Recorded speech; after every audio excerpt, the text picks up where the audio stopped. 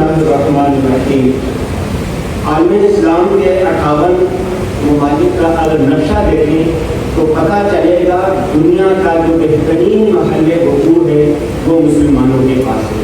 پھر سوال پیدا ہوتا ہے کہ مسلمان معاشی لحاظ سے، سماجی لحاظ سے اور معاشرتی لحاظ سے پستی کا شکار کیوں ہے؟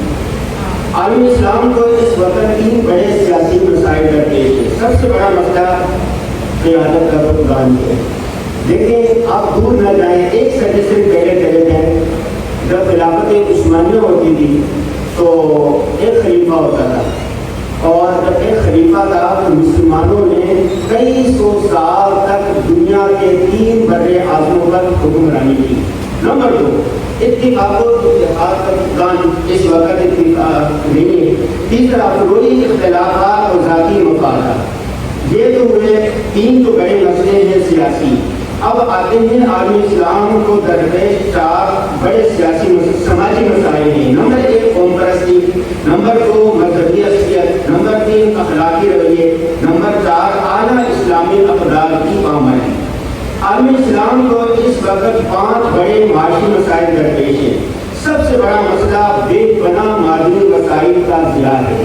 مسلمانوں کے پاس سونا ہو، معدنیات ہو، تیل ہو، وافر مقدار میں ہے، لیکن اس کا صحیح استعمال نہیں ہے، ضیاع ہو رہا ہے۔ نمبر 2 ایکسپورٹ نہیں ہے۔ پاکستان میں صرف دیکھتے ہیں کہ پاکستان کے پاس کپاس ہے، گنا ہے، آم ہے، دنیا کا بہترین چیزیں ہیں، لیکن باہر ممالک میں دستیاب نہیں ہے۔ پہلے بھی بے قدری، پاکستان کو عالم اسلام میں ایسے نوجوان ہیں تو جو دنیا بھر کو روشن کر رہے ہیں، لیکن گھر کے نیچے گھر کا جو چراغ ہے اس میں روشنی نہیں ہے، لیکن ہنر نوجوان۔ عالم اسلام میں جو مسلم ممالک جتنے ہیں وہاں پر نوجوان سب سے زیادہ ہے۔ امریکہ، یورپ میں تو نوجوان ہے ہی نہیں، چائنا میں جاتے دیکھیں سارے بوڑھے ہیں، لیکن اللہ تعالیٰ نے عالم اسلام کو نوجوانوں کی بڑی ایک تعداد دی ہے، لیکن بے ہنر نوجوان ہے۔ آگے یہ طبقاتی تفریق دے رہے ہیں۔ ایک طرف دیکھیں عرب ممالک جو ہیں وہ ٹرمپ آتا ہے تو کتنا بڑا ان کا استقبال کرتے ہیں، جہاز ان کو تحفے میں دے دیتے ہیں، اسلحے کی جو ڈیل ہوئی دنیا کی سب سے بڑی ڈیل ہے۔ دوسری طرف غزہ میں آپ دیکھیں وہ پانی کے لیے ترس رہے ہیں۔ یہ طبقاتی تفریق ہے۔ اب عالم اسلام کو درپیش سیاسی، سماجی، معاشی مسائل کے تدارک کے لیے کیا کرنا چاہیے؟ تو 10 بڑی تجاویز ہیں۔ سب سے پہلی بات، بہادر، نڈر، دور اندیش قیادت کا چناؤ کرنا چاہیے۔ اگر قیادت ہمیں میسر آ جائے تو ہمارے مسئلے حل ہو سکتے ہیں۔ نمبر 2، باہمی اتفاق و اتحاد کا قیام۔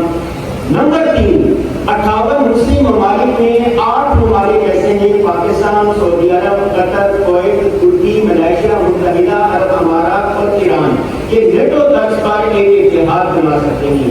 تو کسی کے پاس کوئی ایک صلاحیت ہے، کسی کے پاس دوسری صلاحیت ہے، کسی کے پاس مال ہے، کسی کے پاس ٹیکنالوجی ہے، اگر یہ سارے مل کر ایک اتحاد بنا لیں تو ہماری کایا پلٹ سکتی ہے۔ اگلی تجویز، اپنے وسائل کو جمع کرنے کے لیے عالمی سطح کا کوئی مسلم بینک بنانا چاہیے۔ مسلم ممالک کی جو بے پناہ دولت ہے وہ کیا ہے؟ امریکہ، یورپ کے بینکوں میں جمع ہے۔ اسی طرح یورپ میں جیسے یورو کا اختیار ہے، پورے یورپ میں، میرا یورپ میں جانا ہوا ہے، وہاں پر پورے یورپ میں یورو چلتا ہے، تو مسلم کرنسی کا اجرا ہونا چاہیے۔ آگے عالمی طاقتی قوتوں کے سامنے معذرت خانہ رویے سے اجتناب کرنا چاہیے۔ آپ نے دیکھا پاکستان ہر اعتبار سے انڈیا سے کمزور ہے، لیکن جب اس نے تھوڑی سی بہادری دکھائی، جرأت کا مظاہرہ کیا تو اپنے سے کئی گنا ہر اعتبار ملک کو شکست دے دی۔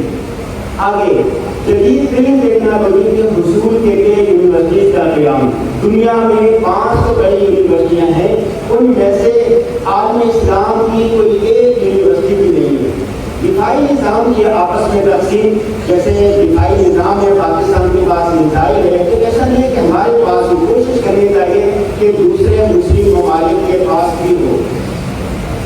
اگلی بات، مسلم حکمران انجانے خوف میں مبتلا ہے کہ اگر ہم نے غزہ کی مدد کی، اگر ہم نے فلاں کی مدد کی تو ہمیں عالمی طاقتیں کھا جائیں گی، ہماری بادشاہت کو ختم کر دیں گی، اس خوف سے باہر نکلنا چاہیے، کچھ نہیں ہوگا۔ اور آخری بات یہ ہے کہ ہر معاملے میں اسوہ حسنہ صلی اللہ علیہ وسلم کو اپنے سامنے رکھنا چاہیے۔ کیوں؟ اس لیے کہ دنیا اپنے چلن سے تنگ آ چکی ہے اور دنیا کی نجات ابھی اسی نہیں ہے کہ سیرت اسوہ کو اپنایا جائے۔